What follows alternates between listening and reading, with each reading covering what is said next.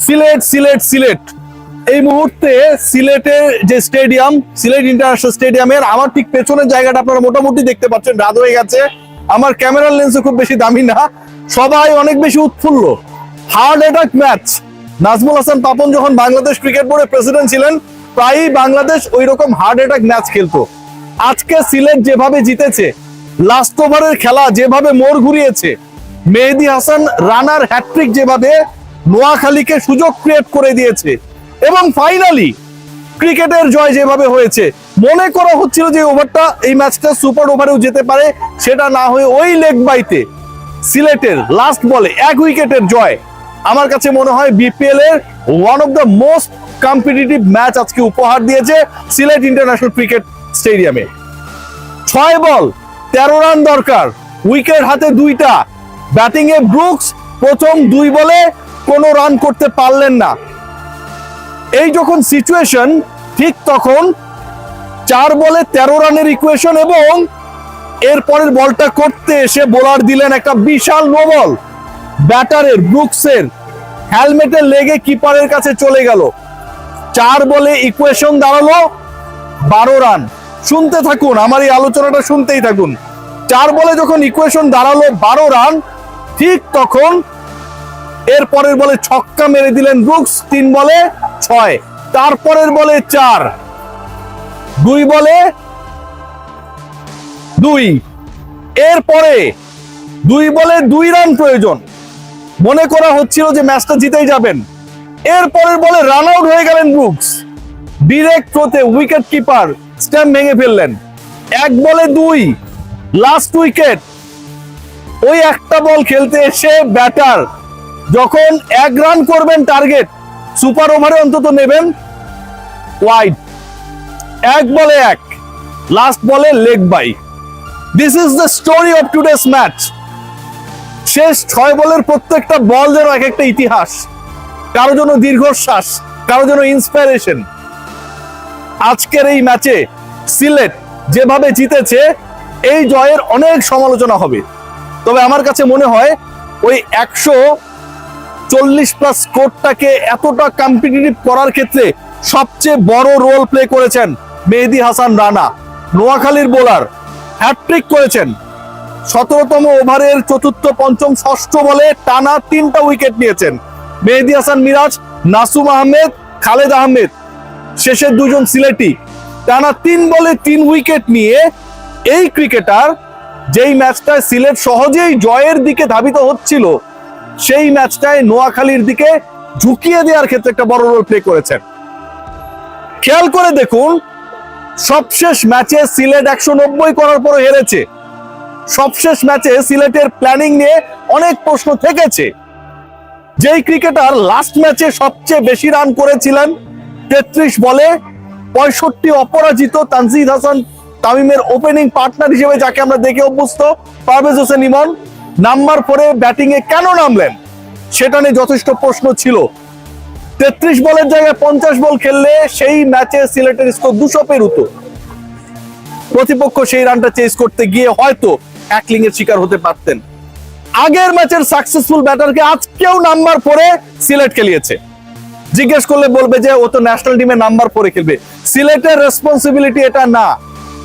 National টিমে কে কোন পজিশনে ওয়ার্ল্ড কাপে গিয়ে খেলবে সেটা ইনশিওর করা। সিলেট মালিকের দায়িত্ব। এই যে মানুষগুলো চিল্লাইতেছে, যারা সিলেটকে সাপোর্ট করে, যারা এই শীতের মধ্যে খেলা দেখতে এসেছে, তাদের জন্য বেস্ট ক্রিকেট উপহার দেয়া, বেস্ট পারফর্মারকে তার রিয়েল পজিশনে ব্যাটিং করতে সুযোগ করে দেয়া।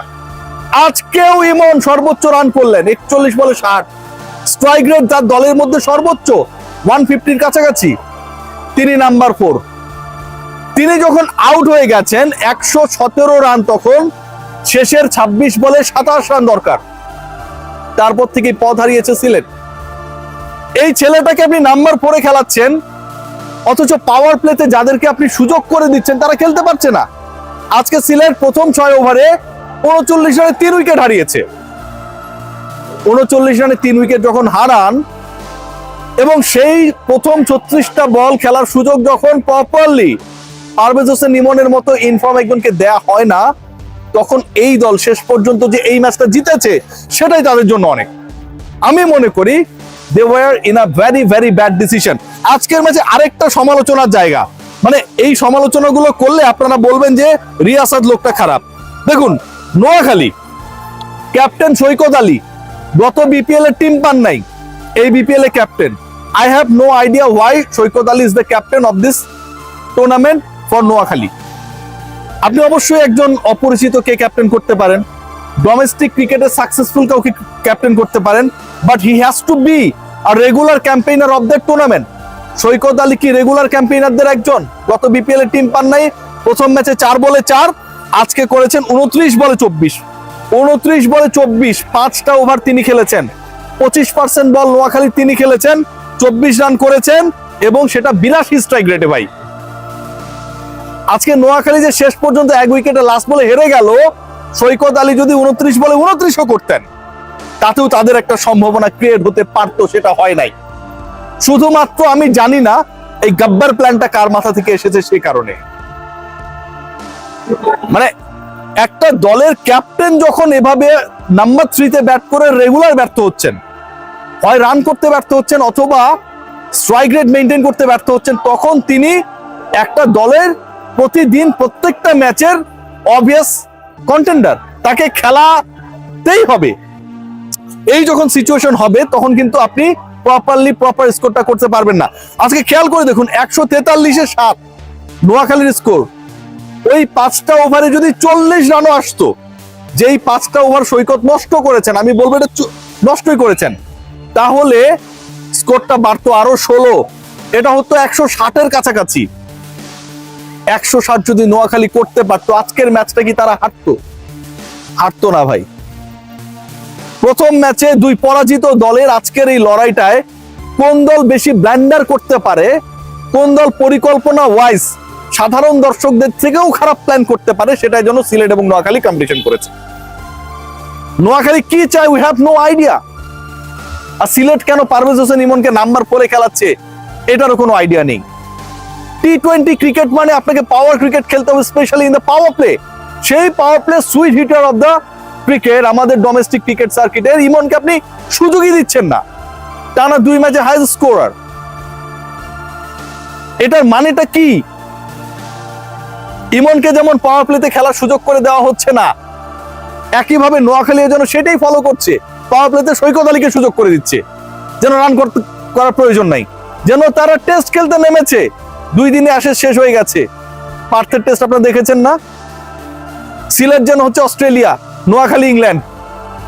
এই যখন সিচুয়েশন ক্রিয়েট হয় তখন আসলে এটাই ঘটবে। আজকে আমরা কম্পিটিটিভ ম্যাচ দেখেছি, লাস্ট ওভারের নাটকীয়তা দেখেছি, ওয়াইড দেখেছি, নো বল দেখেছি, ছক্কা দেখেছি, 4 দেখেছি, রান আউট দেখেছি, লেগ বাইয়ে জয় দেখেছি। বাট এরকম ক্রিকেট আমরা দেখতে চাই না। আমরা আরো অ্যাট্রাকটিভ ক্রিকেট দেখতে চাই। এই স্কোরটাই সিলেট পেরিয়ে যেত, 160 ক্রস করে ভালো লাগতো আরো। এই স্কোরটাই ডিফেন্ড করার চেষ্টা করতো নোয়াখালী, 160 রানের মতো একটা স্কোর করে ভালো লাগতো। বিপিএল এর স্ট্যান্ডার্ডে যখন নাম্বার 3 সৈকত আলী হয়ে যান এবং ইমনের ব্যাটিং পজিশন যখন 4 নাম্বার হয়ে যায়, যারা থিঙ্ক ট্যাঙ্ক তারা আসলে কি থিঙ্কিং করে, I have very very doubt. সবাই ভালো থাকবেন, টেক গ্রেট কেয়ার। সিলেটবাসীর জন্য শুভকামনা। সিলেট এবং নোয়াখালীর মানুষজন ক্রিকেট ফ্যান, বাট এই দল ম্যানেজমেন্টের সাথে যারা জড়িত তাদের আমার পছন্দ না। তারা আরো ভালো দল বানাতে পারতো, আরো ভালো প্ল্যান করতে পারতো। That is properly missing in this BPL. Take care.